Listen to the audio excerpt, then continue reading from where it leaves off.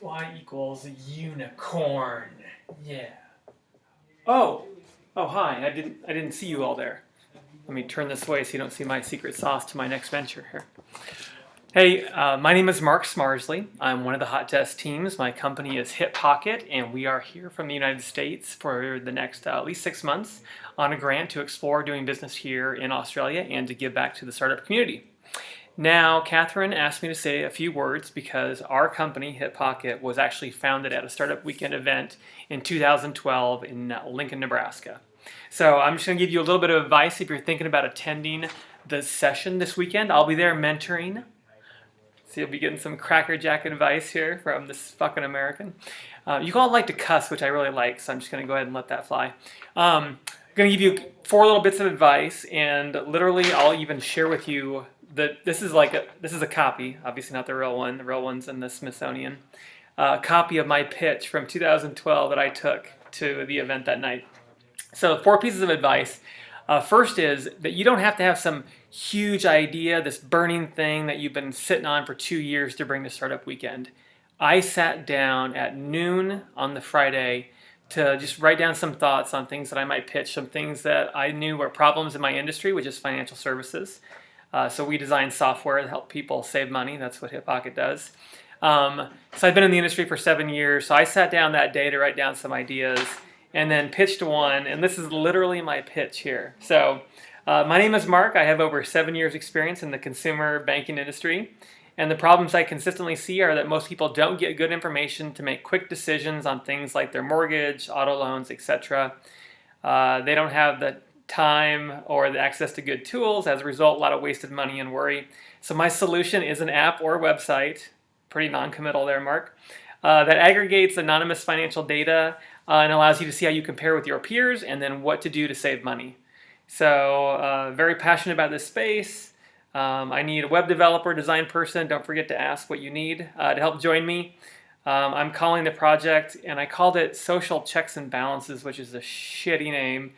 Later changed the next day during the Startup Weekend to Networking, which is an even shittier name. And finally we ended with the name Fiscal Circles, which is goddamn the worst name I've ever heard. Thank God we later changed to Hip Pocket. So don't spend too much time on your name. But I said, hey, if you've ever struggled with a financial decision, you should join me. We just need to build a better solution. So that was my pitch. Not great, right? Exactly. But I was able to recruit a team of 3 other people, and over the course of the weekend we built something. So you don't have to have this huge, epic, burning desire idea that's been sitting with you. Just throw some things out there that night. So that's one piece of advice, okay? Don't think that you don't have an idea, and I know you do. The second is, I'd say, tackle a good problem, like a large problem, one that can actually impact the world. Because entrepreneurship is hard, period. So if you're designing an app to help dog walkers or to help musicians book more time, those are being done at startup weekends across the world. So think a little bit bigger. Think about some bigger problems. What I do love about financial services is everyone knows how much banking sucks, whether it's the US or Australia, etc. So tackle a large problem, not just for this weekend, but if you go on the entrepreneurial journey, it's hard. So the fact that you're tackling a large global problem is always something that actually helps.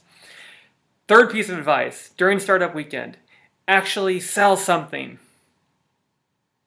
Literally, try to sell something. Take $5 down from somebody. Throw a shopping cart on whatever website you develop. Go out on the streets and literally take money and write receipts. If you sell something, you'll be in the top 10% of the teams, I guarantee it. Most people never sell. They want to build, don't validate, don't sell, etc. Do that. And the last thing is have fun. So I was in corporate America when I went to that Startup Weekend, and I just thought it was so energizing to be around people who wanted to solve problems, who wanted to build things. That's what you should find at Startup Weekend Brisbane or Startup Weekend wherever you go. I'm mentoring at Gold Coast here another couple weeks from now. And you'll be around a lot of people, the facilitators, the mentors, but even the people in the audience, people right here at this event here. Have ideas, have talents and stuff, and you may not even know who's the people on your team. I knew nobody on my team before that Startup Weekend, and so I was nervous to go, I was nervous to attend, but I still talk to all of them. A couple of them have become friends of mine, It's a real experience, so have fun and embrace it. So if you're at this meeting, if you're just gathering information, what I'll say to you is you never know how something like this could totally change your life. 5 years ago, I was thinking, do I attend this startup weekend?